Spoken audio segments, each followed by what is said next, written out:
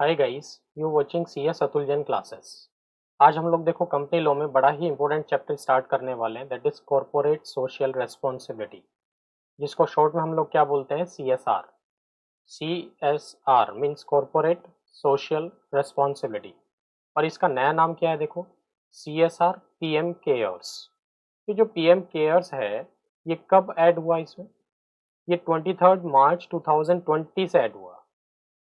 और PM cares का मतलब क्या है? ये एक तरह से कोविड अमेंडमेंट है। तो वो ये कहना चाह रहे हैं कि 23 मार्च 2020 के बाद अगर आप सीएसआर फंड्स को कोविड के लिए भी खर्च करते हो ना, कोविड-19 के लिए भी खर्च करते हो ना, तो वो भी सीएसआर एक्टिविटीज में ही कवर अप होगा, राइट। और देखो सीएसआर का मतलब क्या होता है, जैसा कि नाम से ही पता लग रहा है आपको, CSR means corporate social responsibility. Means जो कंपनी है ये एक सोशल इंस्टीट्यूशन है, तो इनकी कुछ सोशल रेस्पॉन्सिबिलिटीज बनती हैं। उन सोशल रेस्पॉन्सिबिलिटीज के लिए इनको हर साल एक मिनिमम अमाउंट खर्च करना पड़ेगा, ठीक है, सोशल वेलफेयर के लिए। तो पहले कंपनीज एक्ट 2013 आने से पहले भी सीएसआर होता था, बट वो डिस्क्रिएशनरी होता था। मीन्स कंपनीज की मर्जी पे डिपेंड करता था कि वो खर्च करें सोशल वेलफेयर के लिए या ना करें।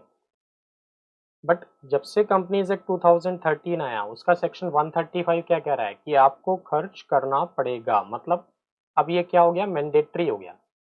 पहले डिस्क्रिएशनरी हुआ करता था, अब ये मैंडेटरी हो गया। ठीक है जी, तो स्टार्ट करते हैं। देखो सीएसआर, ठीक है जी। तो देखो सीएसआर को पहले हम लोग शॉर्ट में डिस्कस कर रहे हैं, फिर हम लोग डिटेल में डिस्कस करेंगे बुक से या नोट्स से, राइट। तो सेक्शन 135 की बात हो रही है यहाँ। सेक्शन 135 बात करता है किसकी, सीएसआर की। और सेक्शन 135 देखो, ये जो एप्लीकेबिलिटी के लिए है, दैट इज सेक्शन 135 सबसेक्शन 1। तो 135 सबसेक्शन 1 आपको क्या बता रहा है? ये सेक्शन किस किस कंपनीज पे अप्लाई होगा, मतलब किन किन कंपनीज को सीएसआर एक्टिविटीज के लिए खर्च करना जरूरी है। कौन कौन सी कंपनीज हैं वो? जिनकी net worth equal to and more than 500 crore है, या फिर जिनका turnover equal to and more than 1000 crore है, या फिर जिनका जो प्रॉफिट बिफोर टैक्स है वो equal to and more than 5 crore है। तो 500 करोड़, 1000 करोड़ और 5 करोड़, तीन लिमिट्स हैं। तो अगर आप कोई भी लिमिट्स में फॉल आउट करोगे, मतलब कोई भी लिमिट क्रॉस करोगे, तो आप इस सेक्शन में फॉल आउट करोगे। आपको मैंडेटरीली, कंपल्सरीली सीएसआर एक्टिविटीज के लिए खर्च करना जरूरी है। और सीएसआर कमेटी भी बनाएंगे आप, राइट। ठीक है जी। तो अगर लास्ट फाइनेंशियल ईयर में, प्रीसीडिंग फाइनेंशियल ईयर में आपकी ये लिमिट क्रॉस की है, या तो net worth equal to and more than 5 crore रही है, या फिर turnover equal to and more than 1000 crore रहा है, या फिर profit before tax equal to and more than 5 crore रहा है, तो आपके ऊपर ये सेक्शन अप्लाई हो जाएगा और आपको सीएसआर एक्टिविटीज के लिए खर्च करना जरूरी है। ठीक। अब ये सेक्शन अप्लाई कब नहीं होगा? अब ऐसा भी नहीं है कि देखो वंस फॉर ऑल अप्लाई हो गया। ऐसा भी नहीं होता कि अगर एक साल आपकी ये लिमिट क्रॉस कर गई तो आपको अब हर साल लाइफ टाइम आपको सीएसआर एक्टिविटीज के लिए खर्च करना पड़ेगा, ऐसा भी नहीं है। तो क्या कहना चाहते हैं, देखो, CSR ceases if threshold limit for 3 consecutive years is less than above specified limits.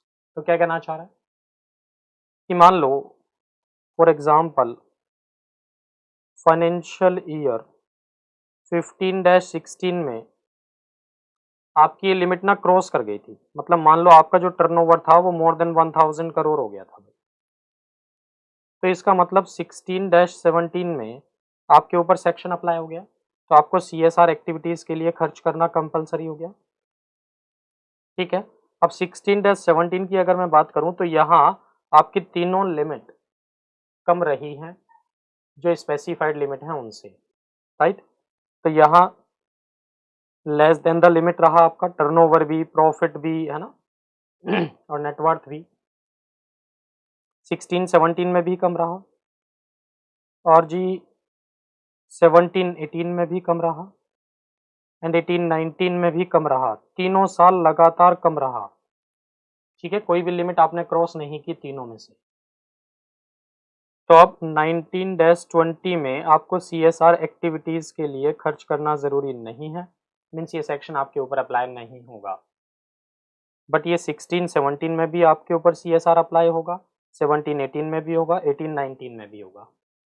It means लगातार 3 साल तक अगर आपकी ये लिमिट्स कम रहती हैं, तो उस केस में 4th ईयर से आपके ऊपर ये सेक्शन 135 अप्लाई नहीं होगा, बट उन 3 साल तो अप्लाई होगा। ठीक है, चलो नेक्स्ट क्या कहता है जी, अगर आपके ऊपर ये सेक्शन 135(1) अप्लाई हुआ, मतलब ये लिमिट आपकी क्रॉस की, तो आपको क्या करना पड़ेगा, CSR कमेटी बनानी पड़ेगी। और उस कमेटी में आपको क्या करना है, देखो कमेटी में कौन कौन होगा, at least 3 directors including 1 independent director. तो मतलब जो आपकी कंपनी में डायरेक्टर्स हैं, टोटल नंबर ऑफ डायरेक्टर्स, उसी में से आपको 3 डायरेक्टर सेलेक्ट कर लेने हैं, और उन 3 डायरेक्टर में एक इंडिपेंडेंट डायरेक्टर भी होना ज़रूरी है। तो अगर आपकी कंपनी में इंडिपेंडेंट डायरेक्टर रखना ज़रूरी है, ठीक है, और आपकी कंपनी में इंडिपेंडेंट डायरेक्टर है, तो CSR कमेटी में 2 नॉर्मल डायरेक्टर होंगे प्लस एक इंडिपेंडेंट डायरेक्टर का होना ज़रूरी है। और आपकी कंपनी में इंडिपेंडेंट डायरेक्टर रखना ज़रूरी नहीं है, तो उस केस में सिर्फ 2 डायरेक्टर से भी काम चल जाएगा। समझ गए बात मेरी? ठीक है। नेक्स्ट पे आते हैं जी, functions of CSR committee. CSR committee के फंक्शंस क्या हैं? नंबर 1, ये जो फंक्शंस इन्होंने दिए हैं देखो, that is given under section 135 subsection 3, और फॉर्मेशन ऑफ CSR कमेटी वाली बात तो 135 सबसेक्शन 1 में ही है ना? 135 सबसेक्शन 3 क्या कह रहा है कि जो CSR कमेटी आप बनाएंगे, उसके फंक्शंस क्या हैं, एक तरह से फॉर्मुलेशन ऑफ CSR पॉलिसी। तो जो CSR कमेटी है, वो एक CSR पॉलिसी फॉर्मुलेट करेगी इन लाइन विद शेड्यूल 7, मतलब शेड्यूल 7 में भी CSR ही दिया है, कॉर्पोरेट सोशल रेस्पॉन्सिबिलिटीज दी हुई है। आप एक CSR पॉलिसी फॉर्मुलेट करोगे, ठीक है, जो किसके साथ मैच करेगा, शेड्यूल 7 में जो एक्टिविटीज दी हैं। Number 2, determine the amount to be spent which should not be less than 2% of adjusted net profit of 3 years according to 198। तो क्या कहना चाह रहा है, हर साल आपको कितना खर्च करना है, ये अमाउंट डिटरमाइन करेगी ये CSR कमेटी, जो कि 2% से कम नहीं होना चाहिए। किसके 2% से कम नहीं होना चाहिए? पिछले 3 साल के एडजस्टेड नेट प्रॉफिट के। तो पिछले 3 साल का एडजस्टेड एवरेज नेट प्रॉफिट निकालो, और जो नेट प्रॉफिट की कैलकुलेशन होगी वो सेक्शन 198 के अकॉर्डिंग होगी। सेक्शन 198 में कौन सी कैलकुलेशन करते थे आप? मैनेजरियल रेम्यूनरेशन की। ठीक है, तो क्या कहना चाह रहा है, पिछले 3 साल का एडजस्टेड एवरेज नेट प्रॉफिट निकालो, उसका जो 2% है, कम से कम उतना तो आपको स्पेंड करना ही करना है, किस पे, CSR एक्टिविटीज़ पे। And third one, monitor CSR policy. ठीक है, ये CSR कमेटी के एक तरह से फंक्शन हो गए। नेक्स्ट क्या कहता है, देखो वैसे तो देखो हम लोगों को कम से कम 2% CSR एक्टिविटीज़ के लिए खर्च करना ज़रूरी है हर साल। बट अगर आपने वो अमाउंट स्पेंड नहीं किया, खर्च नहीं किया, तो क्या कंसिक्वेंसेस होंगे, ये हम लोग यहाँ डिस्कस कर रहे हैं अब। अनस्पेंड CSR amount at the end of the financial year. तो फाइनेंशियल ईयर के लास्ट में अगर आपका कुछ अमाउंट अनस्पेंड रह जाता है, तो क्या करना है उस केस में, देखो 2 सेक्शन अप्लाई होंगे, एक तो है सेक्शन 135(5), दूसरा है सेक्शन 136(6). 136 नहीं है भाई, ये मैंने गलती से लिख दिया, ये 135 ही है। ठीक है, सेक्शन 135(5) एंड सेक्शन 135(6). तो 135(5) तो क्या कहता है, it does not relate to ongoing CSR projects. मतलब कि जो आप CSR एक्टिविटीज के लिए खर्च करते हो, वो ऑनगोइंग CSR प्रोजेक्ट से रिलेटेड नहीं है। और 135(6) क्या कह रहा है, अगर related to ongoing CSR projects है। तो ऑनगोइंग CSR प्रोजेक्ट्स का मतलब क्या है, ऑनगोइंग CSR प्रोजेक्ट्स का मतलब कई बार आप लेंदी प्रोजेक्ट्स में इन्वॉल्व होते हैं, लाइक जैसे हॉस्पिटल्स बनवा रहे हैं आप, तो वो भी तो CSR एक्टिविटीज में ही कवर अप होगा। अब हॉस्पिटल जो बनेंगे वो ऐसा तो है नहीं कि भी 2 महीने, 6 महीने, 1 साल में बन के तैयार हो जाएंगे, काफ़ी लार्ज स्केल पे बनवा रहे हैं आप, तो 2 साल, 3 साल, 4 साल कुछ लग सकते हैं। तो क्या कहना चाह रहा है, ये किस में कवर अप होगा, ये तो हर साल एक्टिविटीज़ चलती रहेंगी। तो जितना भी आप इन हॉस्पिटल कंस्ट्रक्शन पे खर्च करेंगे, वो भी CSR एक्टिविटीज़ में आएगा। ठीक है, तो 135(6) तो किसकी बात कर रहा है, ऑनगोइंग CSR प्रोजेक्ट्स की, और ये does not relate to ongoing CSR projects. ठीक है। अगर does not relate to ongoing CSR projects है तो आप क्या करो, अगर आप 2% खर्च नहीं कर पाए सीएसआर एक्टिविटीज के लिए तो आप क्या करो, ट्रांसफर कर दो पीएम एनआरएफ में या पीएम केयर्स फंड में। कितने दिन के अंदर अंदर? Within 6 months of the end of financial year. तो जैसे ही फाइनेंशियल ईयर क्लोज हो जाए उसके 6 महीने के अंदर अंदर आप कहाँ ट्रांसफर करो, या तो पीएम एनआरएफ, पीएम एनआरएफ मतलब prime minister national relief fund, ठीक है, और या फिर पीएम केयर्स फंड में। और ये जो पीएम केयर्स फंड है ना भाई, ये कब से ऐड हुआ? 23 मार्च 2020 से। कोविड अमेंडमेंट है ये, कोविड अमेंडमेंट इंपॉर्टेंट है, ये भी याद रखना। और इसलिए आज की डेट में सीएसआर का नाम चेंज करके एक तरह से क्या हो गया है, सीएसआर पीएम केयर्स। तो पीएम केयर्स की फुल फॉर्म क्या है? Prime minister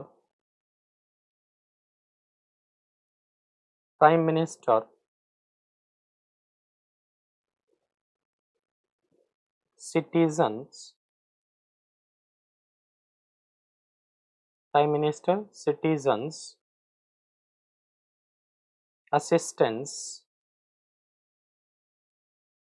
and relief in emergency situations fund.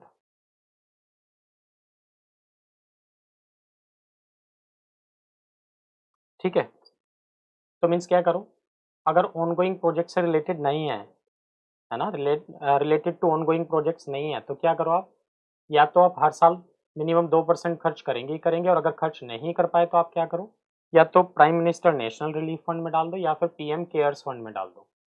ठीक है, इन अकाउंट में ट्रांसफर कर दो। कितने दिन के अंदर अंदर? 6 मंथ्स के अंदर अंदर। Within 6 months of what? Within 6 months of closing of financial year. ठीक है। और अगर unspent amount related to ongoing projects है, ऑनगोइंग सीएसआर प्रोजेक्ट से रिलेटेड है, तो आप क्या करो, बैंक में ना एक स्पेशल अकाउंट खोल दो, एस्क्रो अकाउंट। एस्क्रो अकाउंट का मतलब ही क्या होता है? जो किसी भी एक पर्टिकुलर पर्पस के लिए खोला है आपने बैंक में, तो बैंक में एक अकाउंट खोल दो, एस्क्रो अकाउंट। ठीक है, उस अकाउंट का नाम क्या रहेगा? अनस्पेंट सीएसआर अकाउंट, अनस्पेंट सीएसआर अकाउंट। और उस अकाउंट में ये पैसा जमा करा दो, ट्रांसफर कर दो। कितने दिन के अंदर? 30 डेज के अंदर। ठीक है, किसके 30 डेज के अंदर? क्लोजिंग ऑफ फाइनेंशियल ईयर के। तो वो ये कहना चाह रहा है, लाइक फॉर एग्जाम्पल इस केस में अगर रिलेटेड टू ऑनगोइंग प्रोजेक्ट्स है तो मान लो 31 मार्च 2020 को आपका ये फाइनेंशियल ईयर क्लोज हो गया और आपका कुछ अमाउंट अनस्पेंट रह जाता है, आपने अभी तक खर्च नहीं किया ऑनगोइंग सीएसआर प्रोजेक्ट्स के लिए, ऑनगोइंग प्रोजेक्ट्स के लिए। तो आप क्या करो, 31 मार्च से 30 दिन काउंट करो, दैट इज 30 अप्रैल। तो 30 अप्रैल 2020 तक आप क्या करो, एस्क्रो अकाउंट में ये पैसा ट्रांसफर कर दो। एस्क्रो अकाउंट का नाम क्या है? अनस्पेंट सीएसआर अकाउंट है ना, उसमें ये पैसा ट्रांसफर कर दो।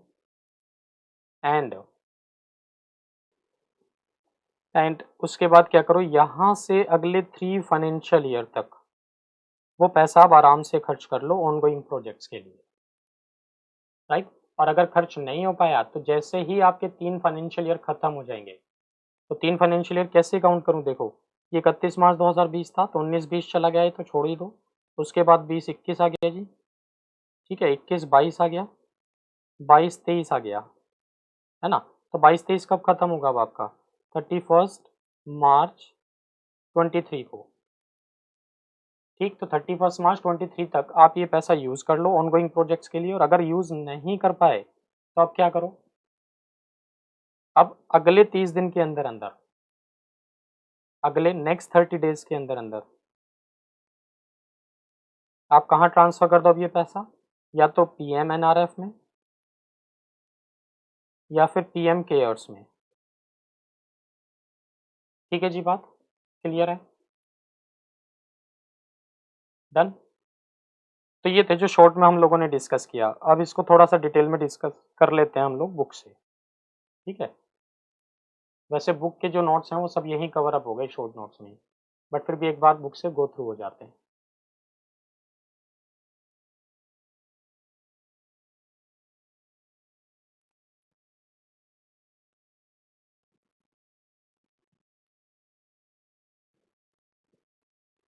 देखो जी, CSR बैकग्राउंड की अगर हम बात करें तो CSR has been in existence for a long time. कहते हैं CSR पहले भी एग्जिस्टेंस में था, काफ़ी पुराने टाइम से है।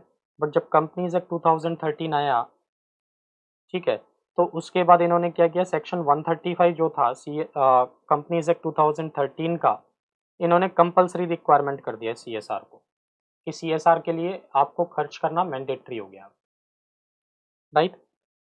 और CSR का मतलब क्या था, देखो कंपनी एक सोशल इंस्टीट्यूशन है, तो इनकी कुछ ड्यूटीज़ हैं, रेस्पॉन्सिबिलिटीज़ हैं towards the community in which it functions, right.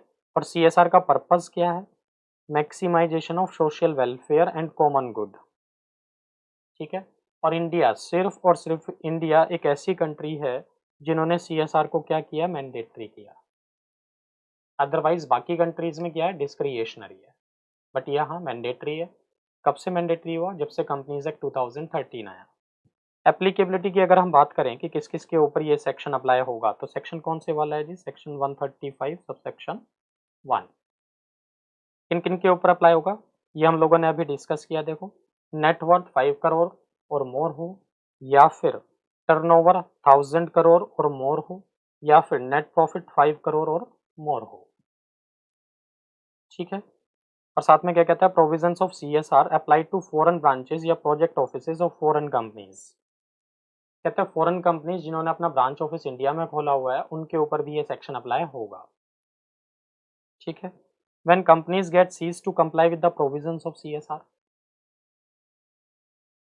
Means एक बार आपके ऊपर ये CSR अप्लाई हो गया तो वंस फॉर लाइफ टाइम नहीं हो गया, ऐसा नहीं कहना चाह रहा वो ये कहना चाह रहा है कि भाई ऐसा हो सकता है कि अगर लगातार 3 साल तक आपकी ये लिमिट्स क्रॉस नहीं हुई, तो आपके ऊपर से ये सेक्शन 135 हट जाएगा। अब आपको CSR एक्टिविटीज़ के लिए खर्च करना ज़रूरी नहीं है, ठीक है। तो ये चीज़ लिखी हुई है, देखो, every company which ceases to be covered under above 3 conditions for 3 consecutive immediately preceding financial year shall not be required। तो आपको ना तो CSR कमेटी बनाने की ज़रूरत है उस केस में, ना ही आपको कंप्लाई विद करने की ज़रूरत है सबसेक्शन 225। किसके हैं सबसेक्शन 225 ऑफ सेक्शन 135, मतलब आपके ऊपर फिर ये सेक्शन अप्लाई नहीं होगा, ठीक है। CSR कमेटी, जैसे अभी हम लोगों ने शॉर्ट में बात की थी कि CSR कमेटी भी बनाना ज़रूरी होगा अगर आपके ऊपर सेक्शन 135 सबसेक्शन 1 अप्लाई होगा। और CSR कमेटी में कितने डायरेक्टर होंगे, 3 डायरेक्टर होंगे कम से कम, 3 से ज़्यादा तो हो सकते हैं बट 3 से कम नहीं होंगे। और उन 3 में एक डायरेक्टर कौन से वाला होगा, इंडिपेंडेंट डायरेक्टर होगा। और अगर आपकी कंपनी में इंडिपेंडेंट डायरेक्टर नहीं है तो फिर 2 डायरेक्टर से ही काम चल जाएगा, ठीक है। और अगर हम फॉरेन कंपनी की बात करें तो उसको जो CSR कमेटी बनानी है उसमें कम से कम कितने बंदे होंगे, 2 पर्सन्स होंगे, 2 मेंबर होंगे, जिसमें से एक तो वो होगा जिसको आपने स्पेसिफाई किया under section 380 subsection 1D of the companies act 2013 में। तो 380 1D का मतलब क्या होता था कि अगर आप फॉरेन कंपनी हैं और इंडिया में कोई प्लेस ऑफ बिजनेस खोलना चाहते हैं, तो आप एक बंदा ऐसा अपॉइंट करेंगे, अपना एक ऐसा बंदा रिप्रेजेंटेटिव अपॉइंट करेंगे जो आपके बिहाफ पे नोटिसेस रिसीव कर सके, ठीक है। और अगर कोई केस होता है तो कंपनी को डिफेंड कर सके आपके बिहाफ पे।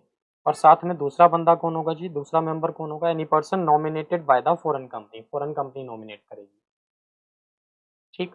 CSR कमेटी की मीटिंग्स की बात करें तो भाई कितनी मीटिंग्स होना ज़रूरी है CSR कमेटी की, नंबर ऑफ मीटिंग्स की बात करें तो देखो इस केस में लो ना साइलेंट है कि कितनी मीटिंग करना ज़रूरी है कमेटी की। But as per secretarial standard 1 SS1 की अगर हम बात करें तो SS1 में क्या लिखा है, shall meet as often as necessary subject to the minimum number and frequency stipulated by the board, right. तो जितना भी बोर्ड स्पेसिफाई करे वो चलेगा। कोरम की अगर हम बात करें तो कि CSR कमेटी की मीटिंग्स जब भी आप बुलाओगे तो कोरम की क्या रिक्वायरमेंट्स रहेंगी, कहता है again law is silent quorum के बारे में भी। बट सेक्रेटरी स्टैंडर्ड 1 क्या कहता है, SS1 क्या कहता है, the presence of all the members of the committee is necessary to form a quorum. और देखो आज की डेट में तो SS1 SS2 फॉलो करना भी ज़रूरी है आपको, तो देखो कंपनीज एक्ट 2013 तो साइलेंट है कोरम के बारे में, बट SS1 क्या कह रहा है, ऑल द मेंबर्स। तो बस ठीक है, कोरम क्या चलेगा, all the members of the committee. Next one, time limit. No time limit is prescribed for constitution of CSR committee.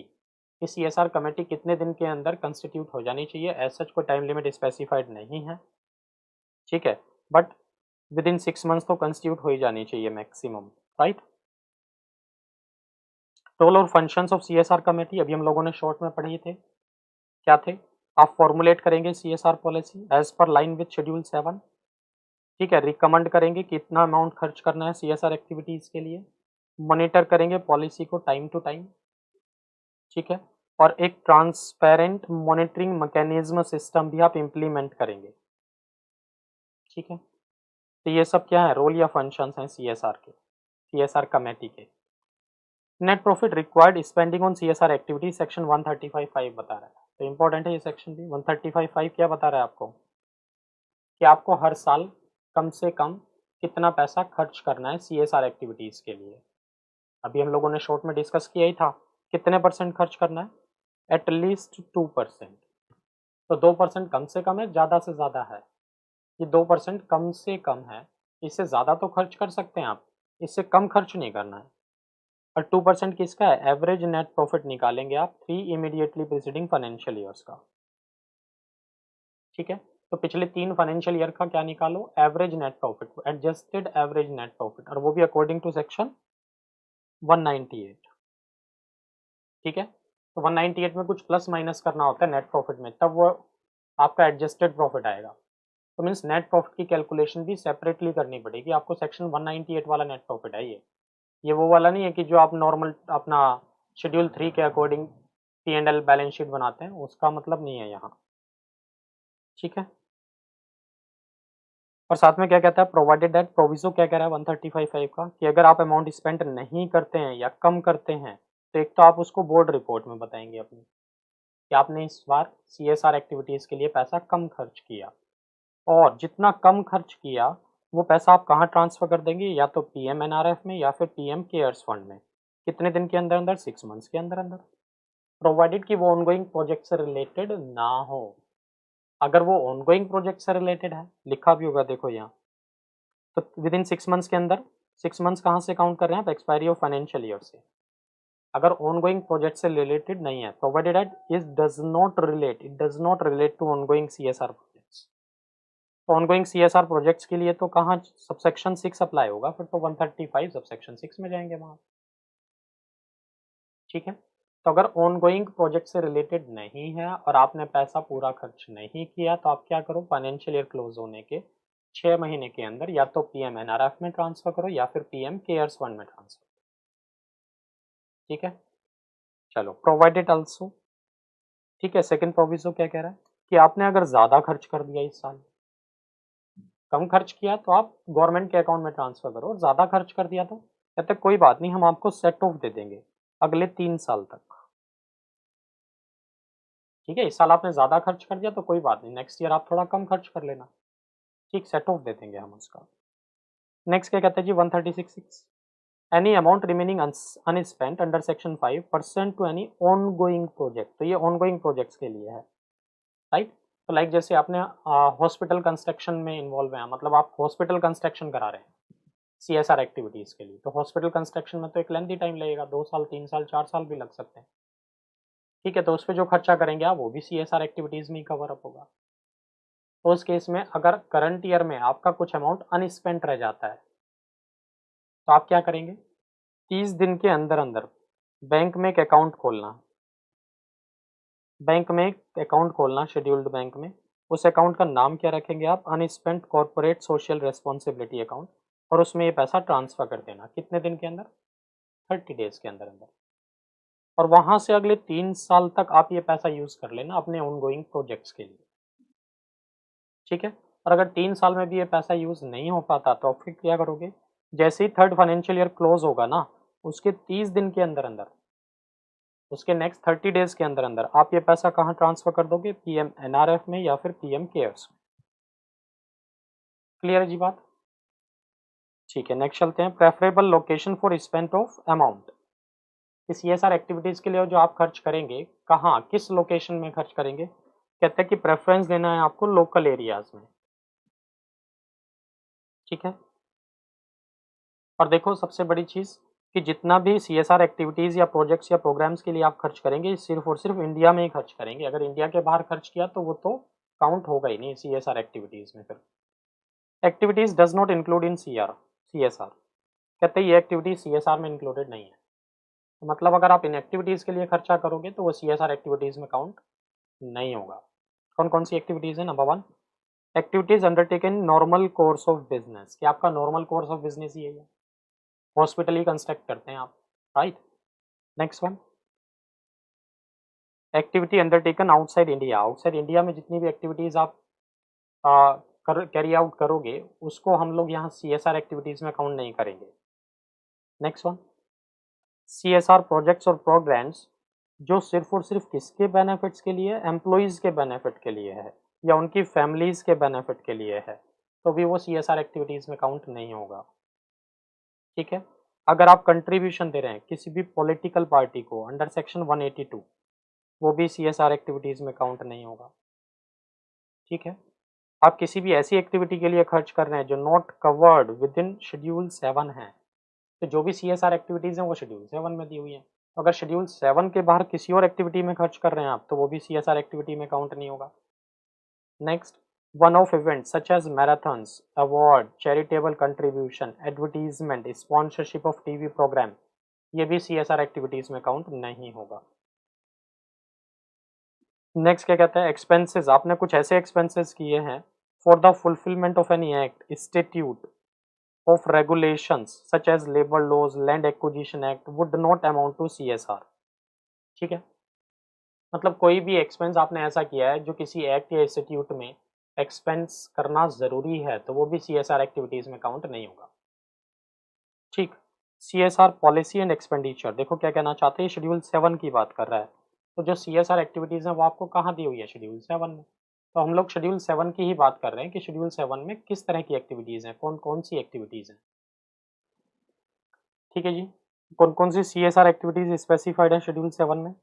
Number 1 eradicating hunger, poverty, malnutrition, promoting preventive health care and sanitation including contribution to देखो ये amendment है, जो amendment है वो ज़रूर याद रखना। Contribution to स्वच्छ भारत कोष set up by central government for the promotion of sanitation, ठीक है, and making available safe drinking water, ये सब किस में आएंगे? सीएसआर पॉलिसी में, जो कि शेड्यूल 7 में स्पेसिफाइड है।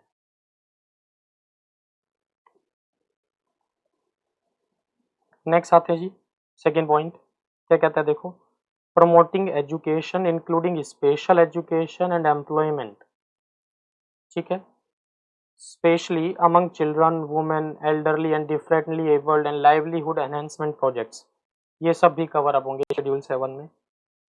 नेक्स्ट थर्ड क्या कहता है देखो, promoting gender equality, empowering women, setting up homes and hostels for womens and orphans, old age homes, day care centres, ये सब भी इसी में कवर अप होंगे। नेक्स्ट वन क्या कहता है देखो, ensuring environmental sustainability, ecological balance, right. और मेन देखो अमेंडमेंट क्या है, including contribution to clean Ganga fund set up by central government, right. तो जो अमेंडमेंट्स हैं उन पे ज़्यादा फोकस करना है आपको। Next one protection of national heritage, art and culture, right, including restoration of buildings and sites of historical importance, ये भी शेड्यूल 7 में कवर अप होगा। नेक्स्ट वन क्या कहता है, measures for the benefit of armed forces veterans, war widows and their dependents। Next इसमें amendment में क्या देखो, central armed police forces and central paramilitary forces, ठीक है, ये सब भी कवर होंगे सीएसआर एक्टिविटीज में।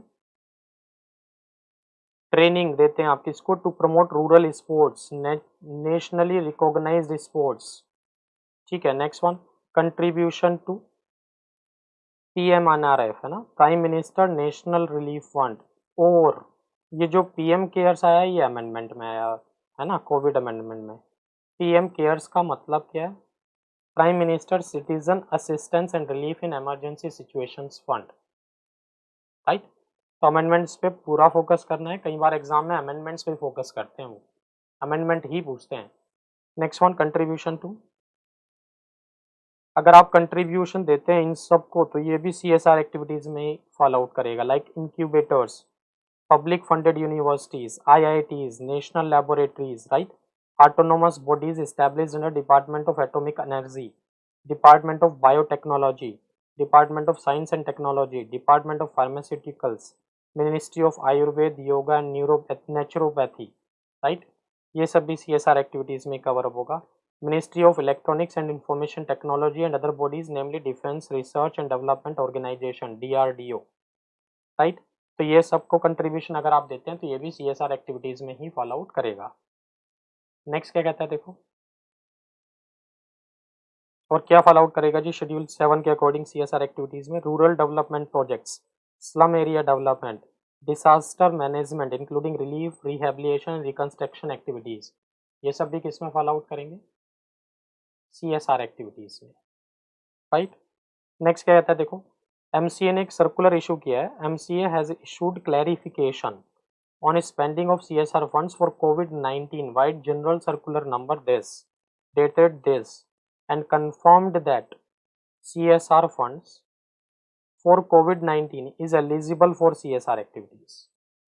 ये CSR फंड्स को अगर आप COVID-19 के लिए खर्च करते हो तो वो भी CSR एक्टिविटीज में ही काउंट होगा, right. Funds may be spent for various activities related to COVID-19 under items number 1 to 12 of Schedule 7। तो वो कहना चाह रहे हैं जो शेड्यूल 7 में 1 to 12 आइटम्स दी थी ना आपको, ये रही देखो, 1 यहाँ से शुरू हुआ आपका और 12 कहाँ तक है देखो, 12 यहाँ तक है। तो कहते हैं COVID-19 के लिए भी इनमें से किसी भी एक्टिविटी को प्रमोट करने के लिए या कंट्रीब्यूट कर रहे हो, डोनेशन दे रहे हो, तो वो भी CSR एक्टिविटीज में ही काउंट होगा, right. Relating to promotion of health care including preventive health care and sanitation and disaster management, ये सब काउंट होगा। डिस्क्लोजर रिक्वायरमेंट्स, डिस्क्लोजर रिक्वायरमेंट्स में क्या कहना चाहता है वो, ये सेक्शन है देखो 135 सबसेक्शन 3, ये हम लोगों ने शॉर्ट नोट्स में भी पढ़ा था अभी। इसमें क्या कहना चाह रहा है कि अगर आप कुछ अमाउंट स्पेंड नहीं कर पा रहे हैं CSR एक्टिविटीज़ के लिए, कम स्पेंड किया, तो आप अपनी बोर्ड रिपोर्ट में डिस्क्लोज करेंगे उस चीज़ को। और देखो ये सेक्शन 135 सबसेक्शन 3 नहीं है भाई, ये गलती से लिख दिया मैंने, 135 सबसेक्शन 2 है डिस्क्लोजर रिक्वायरमेंट्स का। क्या कहता है देखो, it is mandatory for the companies to disclose in board report and annual report on CSR, कि जब कंपनी बोर्ड रिपोर्ट देगी एनुअली तो उसके साथ एक एनुअल रिपोर्ट भी देगी CSR से रिलेटेड, ठीक है। और उस एनुअल रिपोर्ट में आप क्या क्या डिस्क्लोज करेंगे, brief outline of company CSR policy, composition of CSR committee, average net profit of the company for last 3 financial years, ठीक है, प्रेस्क्राइब्ड CSR एक्सपेंडिचर कितना है, कितना कितना आपने खर्च कर दिया उसकी डिटेल्स भी देंगे आप, ठीक है। Next, in case the company has failed to spend then provide reasons for the same, ये भी आप बताएंगे एनुअल रिपोर्ट में। एक रेस्पॉन्सिबिलिटी स्टेटमेंट भी देंगे, that the implementation and monitoring of CSR policies in compliance with CSR objectives and policy of the company, right, ऐसा एक रेस्पॉन्सिबिलिटी स्टेटमेंट भी देंगी CSR कमेटी। नेक्स्ट क्या कहता है जी, contravention of CSR policy section 135 subsection 7। अब वो ये कहना चाह रहा है कि अगर आपने सेक्शन 135 का कॉन्ट्रावेंशन किया कि आपने कमेटी कंस्टिट्यूट नहीं की, या फिर आपने मिनिमम अमाउंट स्पेंड नहीं किया, ठीक है, या फिर ट्रांसफ़र नहीं किया PM NRF में, PM केयर्स में, तो क्या पेनल प्रोविजंस हैं। कौन बता रही है पेनल प्रोविजंस कहाँ दिए हैं, सेक्शन 135 सबसेक्शन 7 में।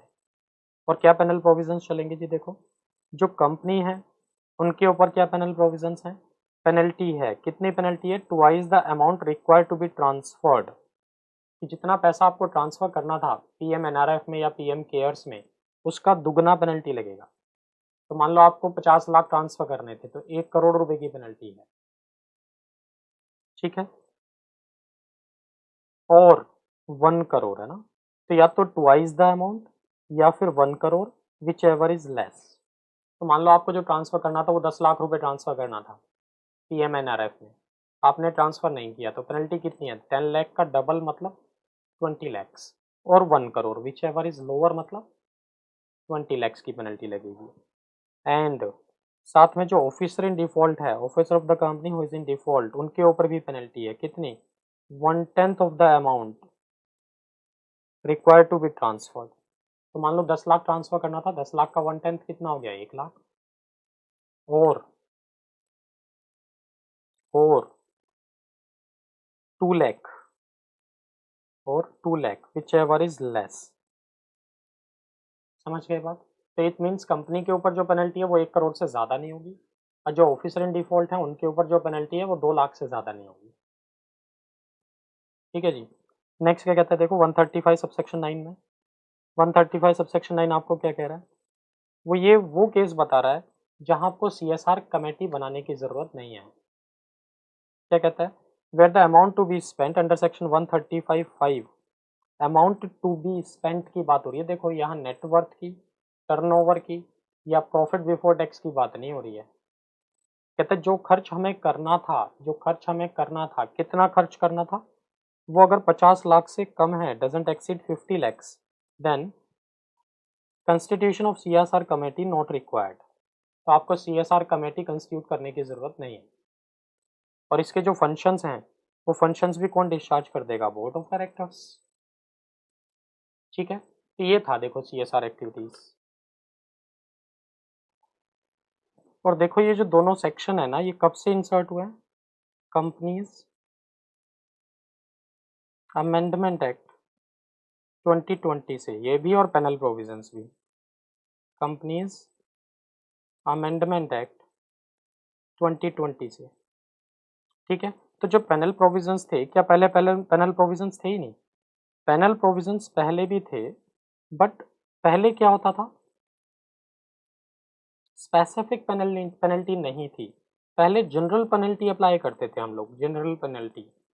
और जनरल पेनल्टी का सेक्शन क्या था? सेक्शन 450। तो सेक्शन 450 किस चीज़ का है कि एक्ट में अगर कहीं भी कोई स्पेसिफिक पेनल्टी प्रोवाइडेड नहीं है, तो वहाँ सेक्शन 450 की पेनल्टी लगती है। बट अब 450 की ज़रूरत नहीं है, क्यों? अब तो स्पेसिफिक पेनल्टी दे दी इन्होंने 135(7) में। ठीक है जी।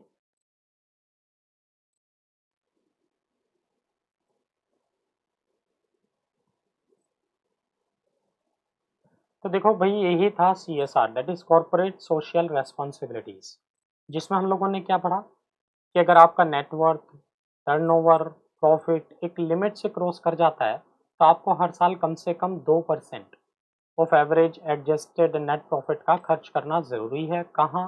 सीएसआर एक्टिविटीज़ के लिए। कौन सी एक्टिविटीज़? जो शेड्यूल 7 में स्पेसिफाइड है। और अगर आप उन एक्टिविटीज़ के लिए खर्च नहीं करोगे तो आपको विद इन स्पेसिफाइड पीरियड क्या करना था? पीएम केयर्स या पीएम एनआरएफ में ट्रांसफ़र करना था। और अगर आप वो नहीं करोगे तो आपके लिए पेनल प्रोविजंस हैं। ठीक है, तो आज के लिए हम लोग इतना ही रखते हैं। ये वीडियो आपको पसंद आया हो तो लाइक करें और हमारे channel C S Atul Jain classes को सब्सक्राइब करें। Thanks for watching C S Atul Jain classes.